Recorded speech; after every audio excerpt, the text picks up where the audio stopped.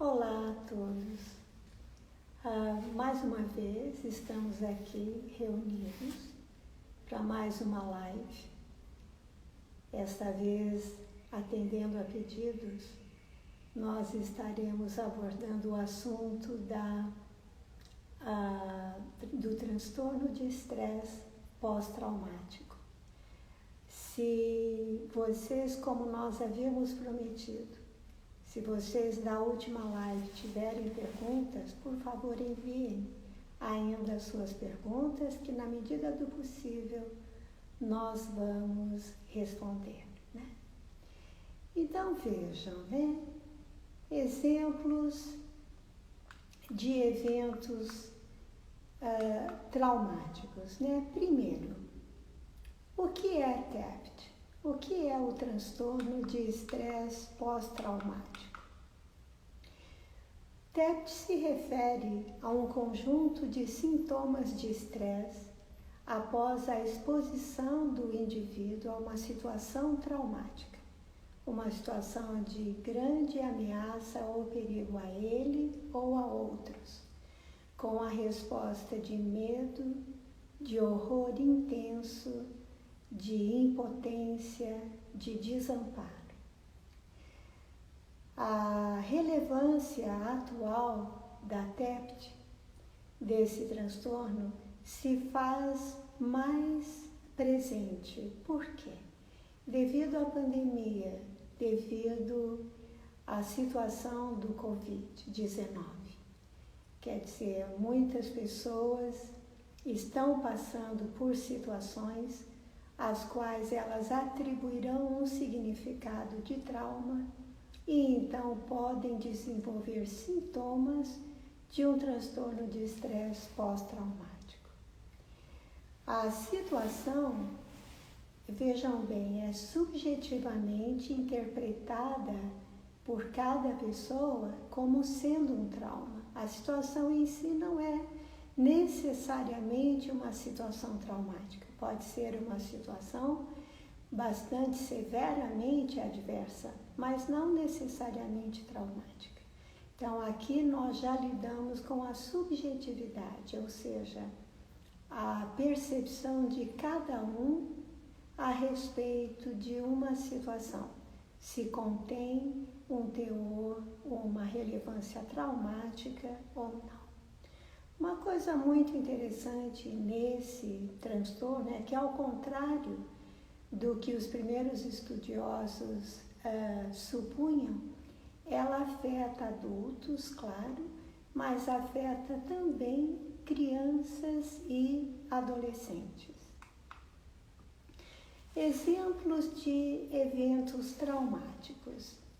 Primeiro, eu acho que é o que nos vem à mente, são os desastres naturais, os deslizamentos de terras, as tempestades, ou então os eventos que são resultado de erro e negligência humanos, como, por exemplo, um naufrágio, como um incêndio, um desmoronamento pode conter um erro humano. Se não é um erro ativo, um erro passivo de negligência. E também violência social, violência política, como guerras, assaltos, assassinatos. E também não podemos esquecer violência doméstica, a violência que traduz como violência física, violência moral, onde entra também a negligência, que seria uma forma passiva de violência moral, violência sexual e que afetam crianças, adultos e adolescentes. Contar um pouquinho de história para vocês, para nós nos situarmos em alguns exemplos. Em 1997, uma das minhas filhas, a Carla, que muitos entre vocês conhecem, partiu para uma viagem de campo. Iam passar 2 noites fora, um ônibus lotado de crianças. A meio caminho do destino houve um acidente. O motorista aparentemente foi um herói em tentar manter o ônibus ainda num restinho de pista. Porém, o que aconteceu? Uma das meninas, houve alguns feridos, mas uma das meninas teve uma hemorragia abdominal e não houve tempo de salvá-la. Na chegada ao hospital, ela já havia perdido a vida. Então, foi um tipo de evento, traumático para grande parte das pessoas. E, na minha opinião, o apoio pós-trauma não foi profissional, não foi eficaz. Muitas dessas crianças, sim, imediatamente, a grande maioria se recuperou, superou a falta da amiguinha na sala. E isso espelha justamente a porcentagem que nós observamos. Nos Estados Unidos, onde há estatísticas, cerca de 8% da população terá uma ocorrência do transtorno de estresse pós-traumático. Mas eu queria me referir principalmente à família dessa menina. Eles não conseguiram lidar. Eles, sem dúvida, e eu estive em contato com eles, então eu pude conhecer, que obviamente designaram a situação um valor altamente traumático e desenvolveram depois sintomas de um transtorno de estresse pós-traumático, mas eles não se trataram e acabaram então se divorciando e restando apenas a menina menor, a irmã menor da menina cuja vida tinha sido perdida. Então eu ainda tive contato por algum tempo com a mãe e a menina, e uma frase que eu me lembro muito é da menina que ficou dizendo: a mamãe gostava mais da outra. Então vocês veem, né? Num minuto, num momento na vida, a vida de todas aquelas crianças e adultos foi tocada e foi transformada. A partir daquela experiência, eles nunca mais foram a mesma pessoa que eram antes. Agora, o transtorno de estresse pós-traumático se tornou uma entidade diagnóstica definida não há muito tempo atrás, mas mesmo depois de definida nos manuais de diagnósticos como o DSM, por exemplo, ainda assim restavam problemas de conceituação do transtorno, um entendimento maior do transtorno, para que se pudesse saber como abordar. Eu vou passar alguns eventos históricos para vocês interessantes, né? Primeiro, Ruth Williams e William Yu. Eles eram professores do Instituto de Psiquiatria, onde eu completei meu doutorado e toda a minha formação clínica em terapia cognitivo-comportamental. Ruth Williams foi, na verdade, a minha, entre aspas, mãe na TCC, porque ela me supervisionou 2 ou 3 anos. Ela é que me incluiu entre os instrutores do centro de treinamento e ela era ainda a minha mentora no Instituto de Psiquiatria e ainda uma co-orientadora do meu trabalho de doutorado. Ela teve uma influência bastante grande, bastante presente na minha vida nesses 5 anos, 6 anos quase, lá no Instituto de Psiquiatria. E Bill Liu era o diretor do Departamento de Psicologia Infantil. E os dois, então, publicaram um livro chamado Compreendendo o Transtorno de Estresse Pós-Traumático, uma perspectiva psicossocial sobre esse transtorno, né? Ou PTSD em inglês. O William Liu publicou também na mesma época uma outra obra, Transtorno de Estresse Pós-Traumático, Conceitos e Terapia, numa tentativa justamente de melhor conceituar o transtorno. Por quê?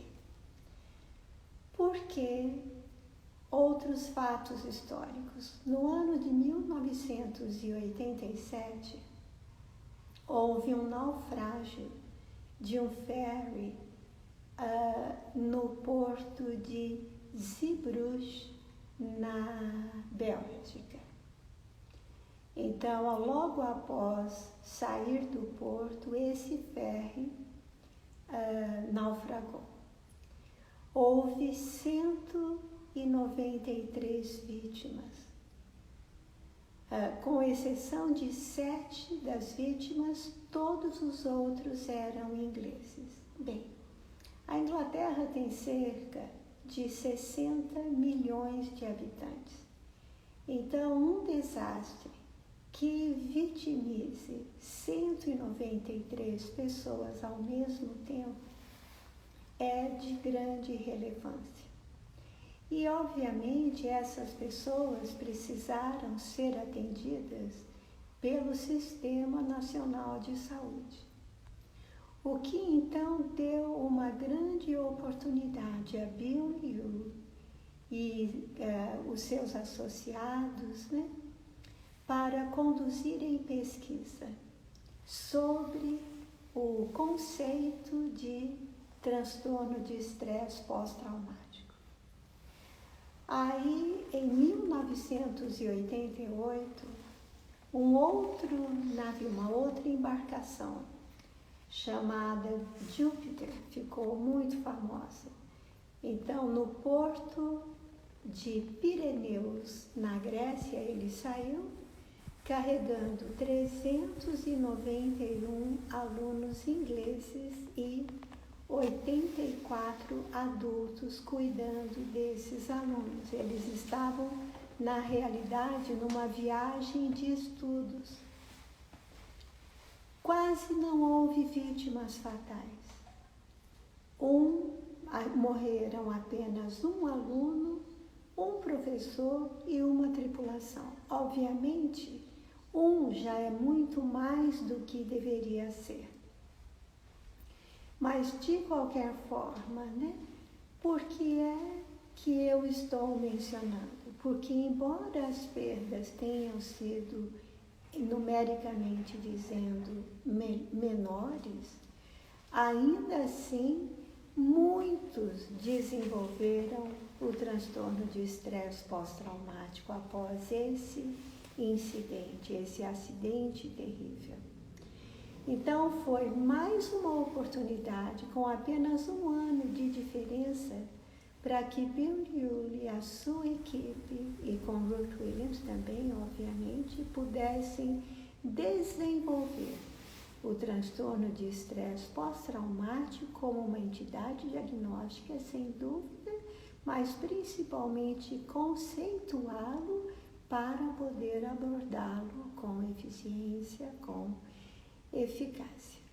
Ao mesmo tempo, mais um fato histórico. Estava ocorrendo em pleno centro da Europa uma guerra, a Guerra da Iugoslávia. E uma equipe do Instituto de Psiquiatria, associados obviamente ao professor Yu, estiveram na Iugoslávia para tentar ajudar pessoas que estavam passando por estresses horríveis, traumas horríveis, e obviamente deveria haver uma grande quantidade de pessoas portadoras, e tinha mesmo, de transtorno de estresse pós-traumático. Então, na mesma época, mais um desastre humano, e que não apenas foi ajudado por esses profissionais clínicos, mas também serviu de base para pesquisas e uma melhor definição do transtorno de estresse pós-traumático. Agora, eu já vou mencionar, nós vamos voltar a isso mais à frente um pouco, mas eu vou mencionar que nem todos os profissionais estão equipados para oferecer ajuda em casos de situações traumáticas. E nós temos aqui, por exemplo, nós já falamos sobre isso na nossa última live, sobre fadiga de compaixão. Então, o que é a compaixão? Um sentimento de profunda empatia e tristeza por outro que é acometido de sofrimento ou desgraça, e é acompanhado de um forte desejo nosso de aliviar a dor do outro ou remover a causa. Então, isso é o que nós chamamos de compaixão na área clínica. Não é, então, um processo do terapeuta pelo paciente, não é? Mas ela pode levar à fadiga. Quando se acumulam os casos, quando com muita frequência o profissional é acometido por compaixão. Então, isso é uma coisa que nós temos que estar preparados. Por quê? A fadiga por compaixão pode levar ao que nós chamamos de transtorno secundário traumático, ou transtorno de estresse traumático secundário. Então, é quando a pessoa não está exposta diretamente à situação traumática, mas ela sim está exposta a pessoas que passaram pela tal situação traumática da qual eles estão cuidando. Então, vejam, esses profissionais, que foram para a Iugoslávia para ajudar no empreendimento altamente humanitário, nem todos ajudaram. Vários tiveram que ser reenviados para casa. Por quê? Devido a que nem todos são resilientes o necessário para poderem cuidar seguidamente de pessoas acometidas de traumas, das maiores desgraças, e que depois venham a desenvolver o transtorno de estresse pós-traumático. Então, nesse caso, o estado de tensão e preocupação com traumas individuais, ou nessa guerra, traumas coletivos, porque absorveu o trauma, o próprio profissional absorve o trauma e fica seguidamente revivendo o evento crítico em sua memória.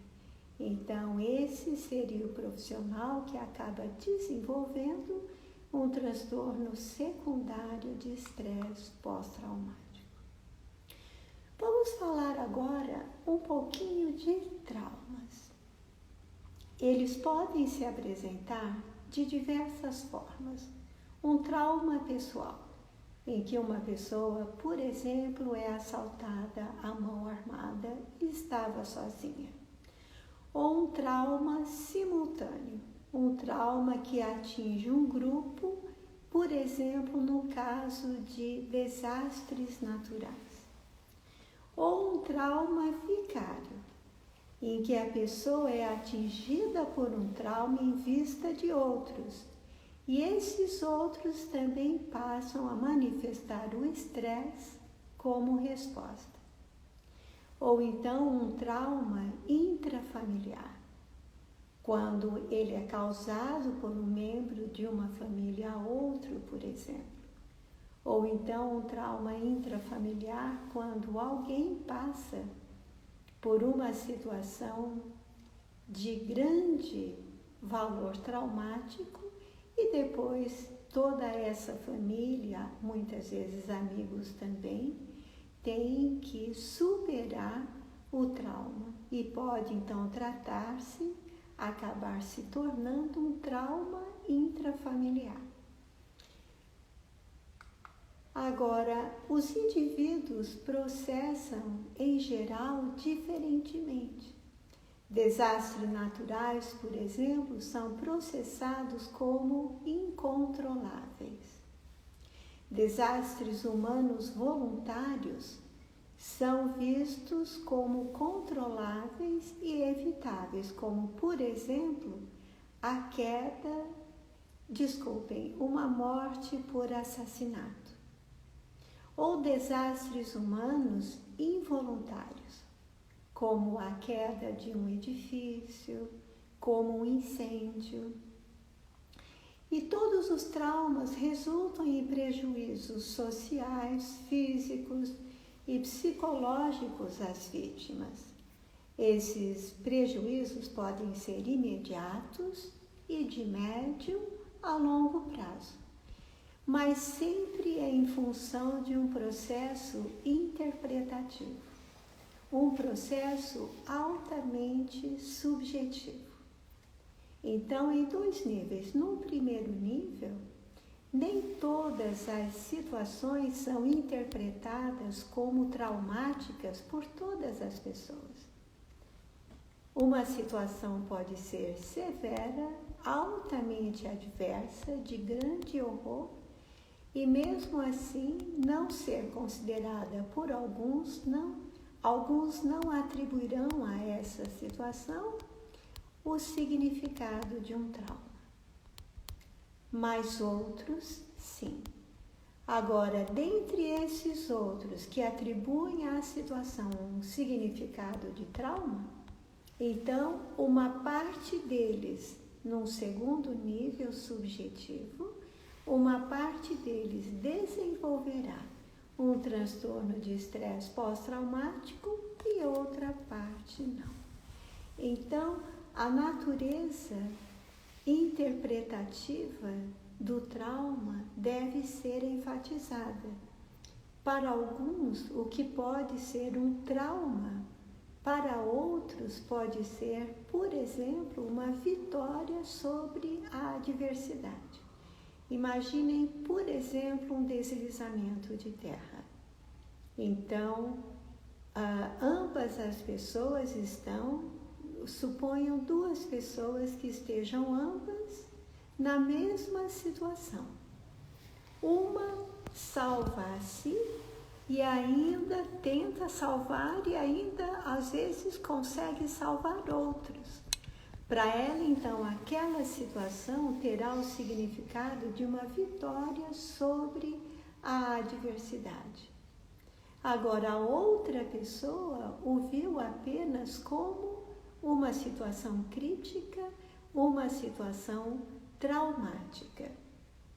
Então, onde existe crenças, onde existe interpretação, então tem um lugar a TCC. E, obviamente, a TCC tem se mostrado bastante adequada para o tratamento do transtorno de estresse pós-traumático devido à sua natureza altamente interpretativa e pessoal. Diante de um evento estressor, as pessoas podem manifestar uma reação aguda.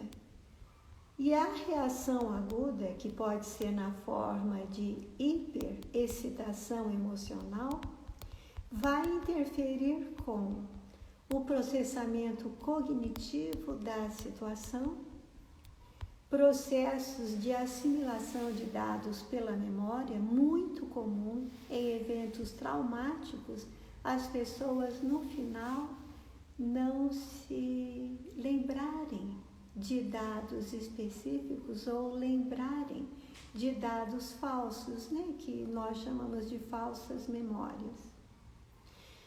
A reação aguda dessa hiperexcitação emocional e uma desorganização cognitiva também, ela interfere com a mobilização dos recursos de enfrentamento que o sujeito já tem, ou novos recursos de enfrentamento. E a reação aguda ao trauma interfere também com o processo decisório sobre qual curso de ação seguir. Eu devo sair imediatamente desse cenário de desastre ou eu devo ficar e ajudar pessoas? O que eu devo fazer? E, obviamente, o seu processo decisório que está sendo afetado negativamente, né, pelo valor de trauma da situação, vai sim interferir, vai sim influenciar as suas experiências pós-trauma. Então, a patologia resultante possível nesse caso de reação aguda sobre o processamento cognitivo da situação, a memória, os recursos de enfrentamento e o processo decisório podem então levar ao transtorno de estresse pós-traumático. Muito bom. Agora, o estresse traumático, ele impacta negativamente as várias áreas de experiência de uma pessoa. O funcionamento psicológico, o processamento cognitivo, as suas habilidades e recursos de enfrentamento, como vimos há pouco, o processo decisório de escolha do curso de ação, interfere ainda, impacta negativamente emoções e comportamentos associados à tentativa de gerenciar o processo traumático.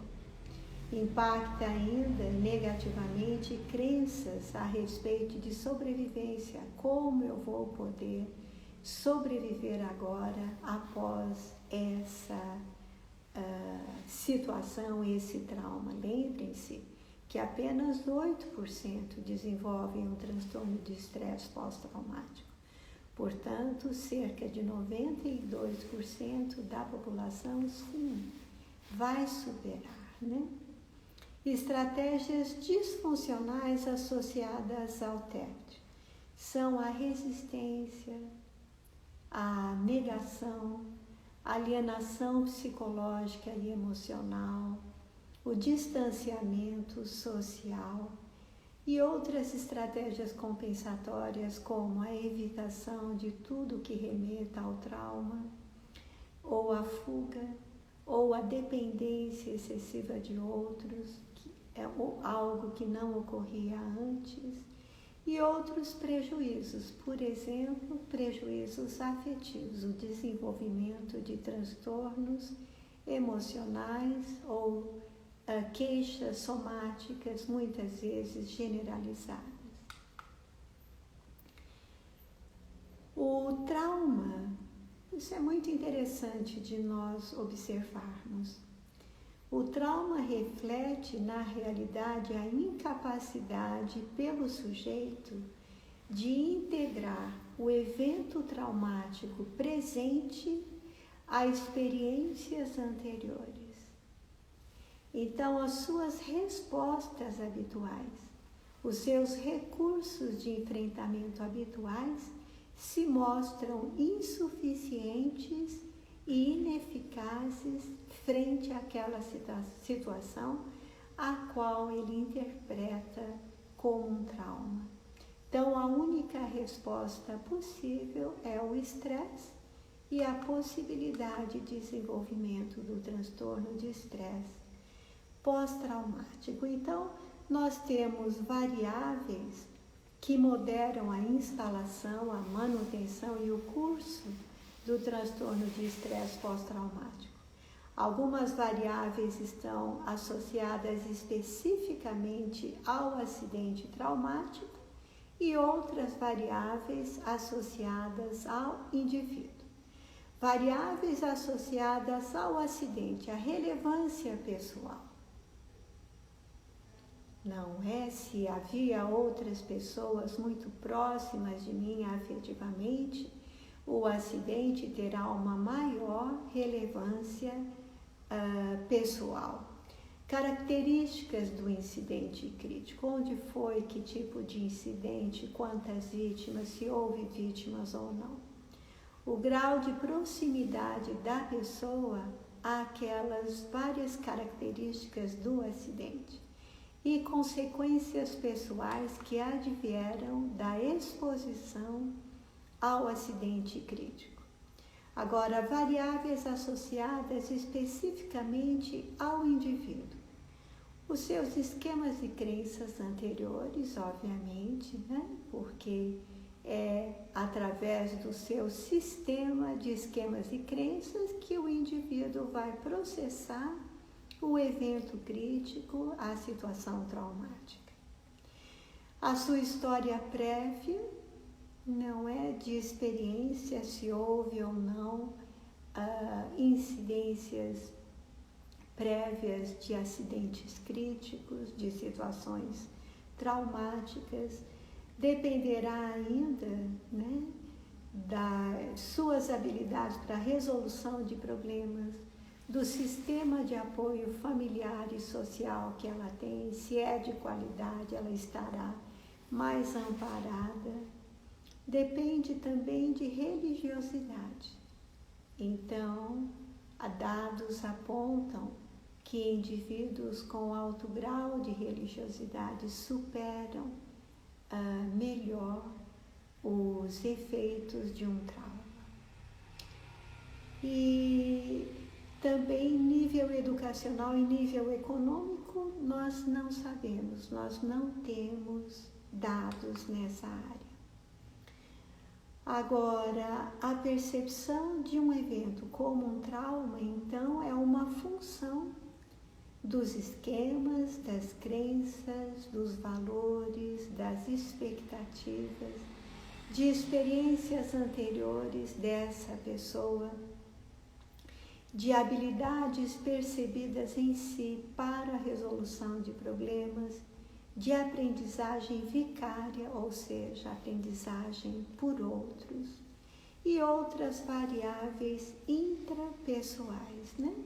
O que nós temos que combater no caso de uma situação traumática e da possibilidade de instalação de um transtorno de estresse pós-traumático são o desamparo, ou seja, não tenho recursos, e a desesperança. As coisas não vão melhorar, eu não vou ser capaz de superar este evento. Então, nós chegamos ao que eu chamo os 4 R's do enfrentamento. Os positivos quais são? A resiliência, nós já vamos ver no momento, e os recursos, não é a caixa de ferramentas, de recursos que essa pessoa tem.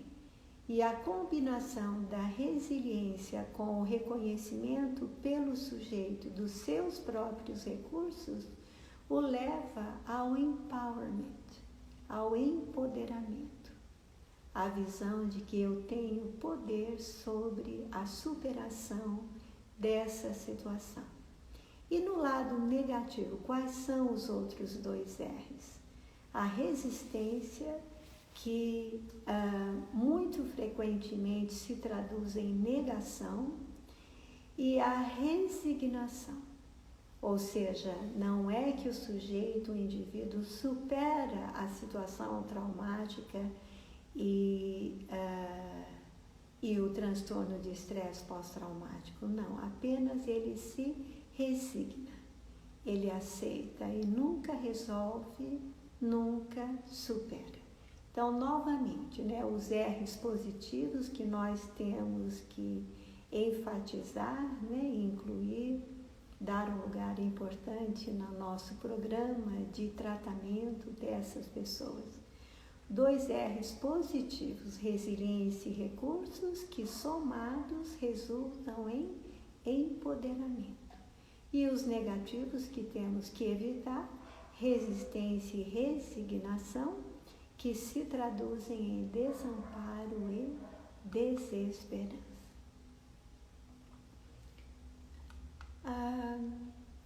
Estamos já nos aproximando do nosso tempo, não é?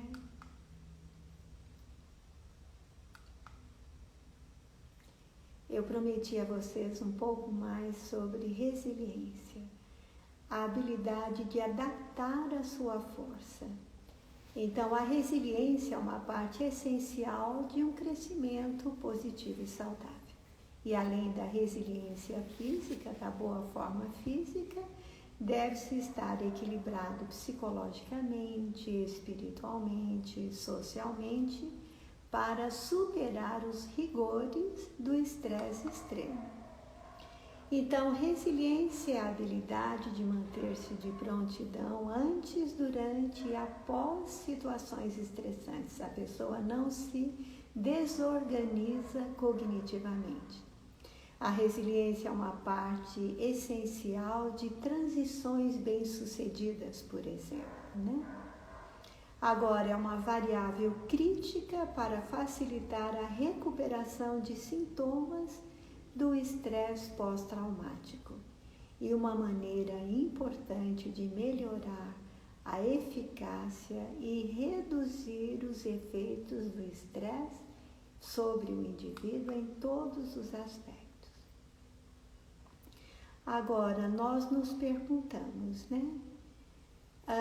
mais do que simplesmente resistência, a resiliência é um processo proativo e adaptativo.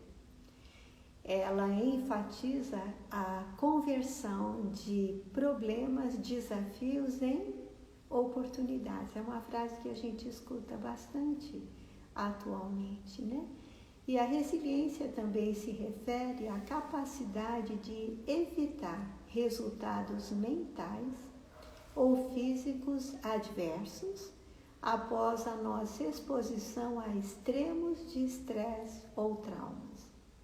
E como nós já sabemos, 70 a 80% dos indivíduos estão a salvo de impactos psiquiátricos significativos após a exposição a um evento traumático. E aí vem a pergunta: esses indivíduos que estão a salvo dos impactos psiquiátricos de exposição a um evento traumático, o que é que os preserva? O que é que os impede de desenvolver disfuncionalidades após a ocorrência do evento crítico, Então, os fatores que promovem resiliência são, segundo a pesquisa, mais educação, mais idade, apoio social, treinamento específico, como militares, por exemplo, policiais, ausência de traumas em fases precoces da vida e a presença de mecanismos eficientes para a gestão das dificuldades da vida. Otimismo e surpresa genética também parece ser um fator determinante na resiliência. E agora eu gostaria então de terminar com uma um depoimento que eu considero maravilhoso, né? E que depois eu conto a vocês de quem é. Alguns provavelmente já conhecem. Então, a questão do significado pessoal da situação traumática. O significado pessoal é a certeza de que não importa o que esteja se passando em sua vida, você pode se apoiar naquilo que realmente importa para você. É a crença de que há elementos e pessoas e cenas que ninguém pode tirar de você. Não importa o que aconteça. Ou seja, mesmo diante de um evento altamente traumático. Então, esse é um texto de Viktor Frankl, né, que muitos de vocês conhecem, cujo trabalho, obra vocês conhecem, e aqueles que desejarem conhecer, nós recomendamos. Agora, a última coisa, nós não podemos cair na armadilha do portador de um transtorno de estresse pós-traumático. Não é. O que ele está passando realmente corresponde em severidade ao nível traumático do evento. Mas para acolhê-lo, para ajudá-lo, nós temos que nos manter fortes, empoderados, resilientes. Senão, seremos mais um problema para os nossos colegas cuidarem. Então é isso. Mais um assunto maravilhoso. Eu agradeço a vocês que sugeriram.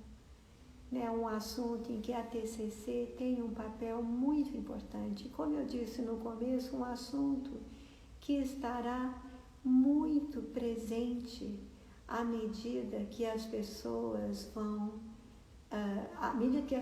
foram passando, né, pelas situações críticas, situações traumáticas, né, relativas a essa pandemia que atingiu toda a humanidade, né? Então eu espero que seja proveitoso para vocês e agora estou à disposição, desculpem, para perguntas. A gente teve uma pergunta da Karen sobre assédio moral. Ela gostaria de saber se o assédio moral pode desencadear estresse pós-traumático e como lidar com este quadro. Excelente pergunta. O assédio moral, na realidade, né, representa uma forma de abuso, uma forma de violência. E, como nós dissemos, o aspecto interpretativo do transtorno de estresse pós-traumático tem que ser enfatizado. Então, esse assédio moral se transformará ou poderá promover a instalação de um transtorno de estresse pós-traumático, dependendo do significado, primeiro, que a pessoa atribuir ao evento crítico, à situação traumática. Então, primeiro a pessoa, lembram-se, nível 1 e nível 2, se no nível 1 ela atribuir ao assédio moral o significado de um trauma, e uma vez sendo um trauma, ela então pode desenvolver um transtorno de estresse pós-traumático. E, obviamente, tudo depende do sistema de esquemas e crenças anteriores da pessoa, das suas experiências anteriores, dos seus recursos anteriores, experiências anteriores de situações traumáticas que teve que superar ou não, enfim, de várias variáveis, né, inerentes ao sujeito, depende do sujeito.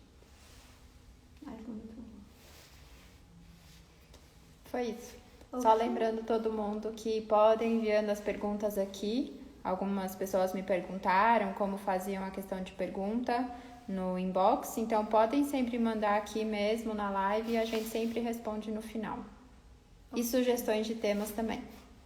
Ok, então, muito bom estar aqui com vocês, apesar do assunto ser um pouco pesado na realidade, né? Especialmente por se aplicar a nossa situação atual da pandemia. Mas ainda assim, é muito bom tê-los aqui, é uma honra poder dar aqui alguma contribuição. Espero que aproveitem e nos vemos na próxima.